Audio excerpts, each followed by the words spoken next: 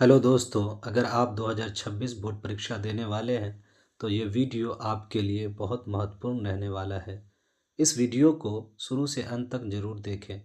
इस वीडियो में मैं आपको सामाजिक विज्ञान के 40 टॉप प्रश्न कराने वाला हूँ जो आपके लिए बहुत हेल्पफुल रहेगा। चलिए देखते हैं पहला प्रश्न क्या है। पहला प्रश्न, असहयोग आंदोलन कब प्रारंभ हुआ? असहयोग आंदोलन 1920 में प्रारंभ हुआ। दूसरा प्रश्न है, दांडी मार्च किस वर्ष हुआ? दांडी मार्च 1930 में हुआ। यह नमक कानून के नाम से भी जाना जाता है। तीसरा प्रश्न है, भारत छोड़ो आंदोलन कब शुरू हुआ? भारत छोड़ो आंदोलन 1942 में शुरू हुआ।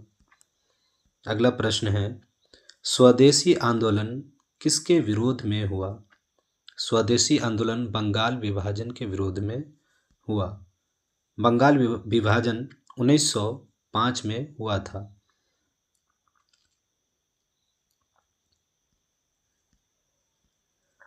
पांचवा प्रश्न है, कांग्रेस की स्थापना कब हुई थी? कांग्रेस की स्थापना 1885 में हुई थी। अगला प्रश्न है, जालियांवाला बाग हत्याकांड कब हुआ था? जालियांवाला बाग हत्याकांड 1919 में हुआ था। सातवां प्रश्न है, गांधी जी दक्षिण अफ्रीका से भारत कब लौटे? गांधी जी दक्षिण अफ्रीका से भारत 9 जनवरी 1915 को लौटे थे। इस दिन प्रवासी भारतीय दिवस के रूप में मनाया जाता है।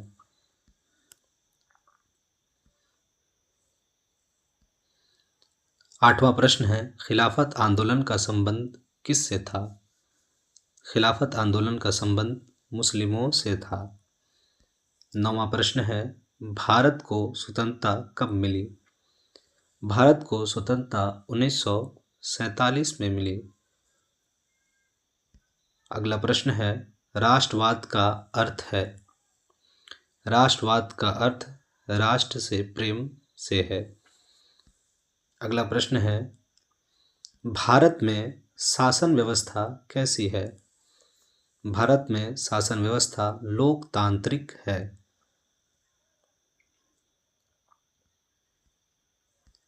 12वां प्रश्न है, भारत का सर्वोच्च कानून क्या है?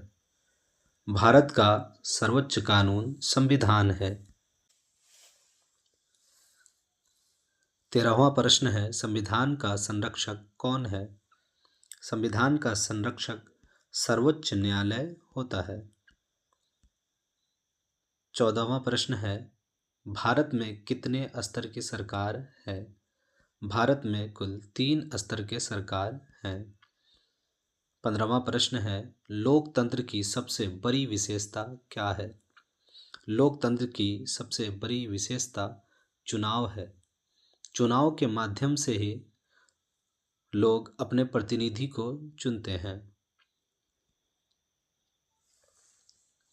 अगला प्रश्न है, राष्ट्रपति का चुनाव कौन करता है?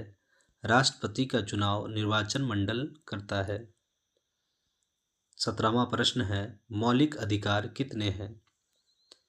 भारतीय संविधान में कुल 6 मौलिक अधिकार हैं।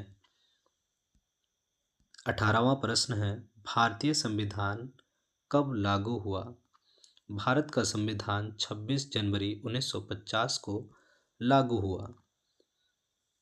19वां प्रश्न है, संघीय शासन का अर्थ है?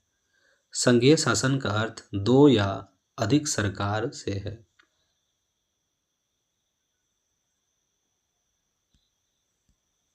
20वां प्रश्न है, चुनाव आयोग एक है?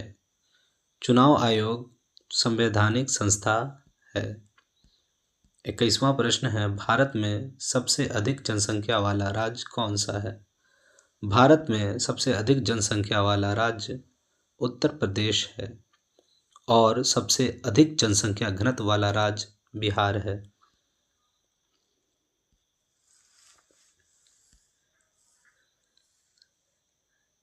22वां प्रश्न है, काली मिट्टी किस फसल के लिए उपयुक्त है? काली मिट्टी कपास के फसल के लिए उपयुक्त है। 23वां प्रश्न, मानसून भारत में किस दिशा से आती है? मानसून भारत में दक्षिण पश्चिम की दिशा से आती है। अगला प्रश्न है, भारत की सबसे लंबी नदी कौन सी है? भारत की सबसे लंबी नदी गंगा नदी है, जिसकी लंबाई 2525 किलोमीटर है। 25वां प्रश्न है, लौह अयस्क का प्रमुख क्षेत्र कौन सा है? लौह अयस्क का प्रमुख क्षेत्र छोटा नागपुर की पठार है। 26वां प्रश्न है, जूट उद्योग मुख्यतः कहाँ है? जूट उद्योग पश्चिम बंगाल में है। 27वां प्रश्न है, भारत में कितनी ऋतुएं होती है? भारत में कुल 4 ऋतुएं होती हैं। 28वां प्रश्न, लाल मिट्टी किस क्षेत्र में पाई जाती है? लाल मिट्टी पठारीय क्षेत्र में पाई जाती है। 29वां प्रश्न, चाय की खेती अधिकतर कहाँ होती है? चाय की खेती अधिकतर असम में होती है। 30वां प्रश्न, भारत की तटीय रेखा की लंबाई लगभग कितनी है? भारत की तटीय रेखा की लंबाई लगभग 7500 किलोमीटर है। 31वां प्रश्न है, पंचवर्षीय योजना कब शुरू हुई? पंचवर्षीय योजना 1951 में शुरू हुई। अगला प्रश्न है, गरीबी रेखा के नीचे रहने वाले कहलाते हैं। गरीबी रेखा के नीचे रहने वाले लोग गरीब कहलाते हैं।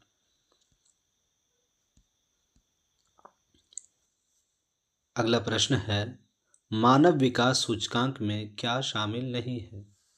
मानव विकास सूचकांक में धर्म शामिल नहीं है। 34वां प्रश्न है, भारत की राष्ट्रीय आय मापी जाती है। भारत की राष्ट्रीय आय जीएनपी से मापी जाती है। 35वां प्रश्न, प्राथमिक क्षेत्र का संबंध है। प्राथमिक क्षेत्र का संबंध कृषि से है।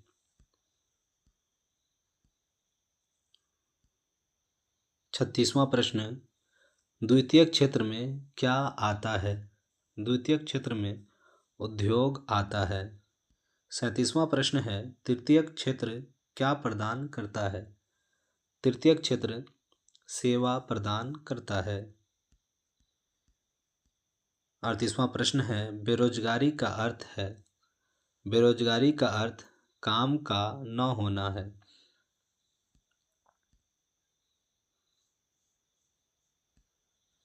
39वां प्रश्न है, सहकारी संस्था का उद्देश्य क्या है?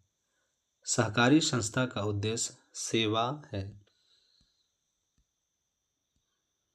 40वां प्रश्न और इस वीडियो का आखिरी प्रश्न, वैश्वीकरण का अर्थ है।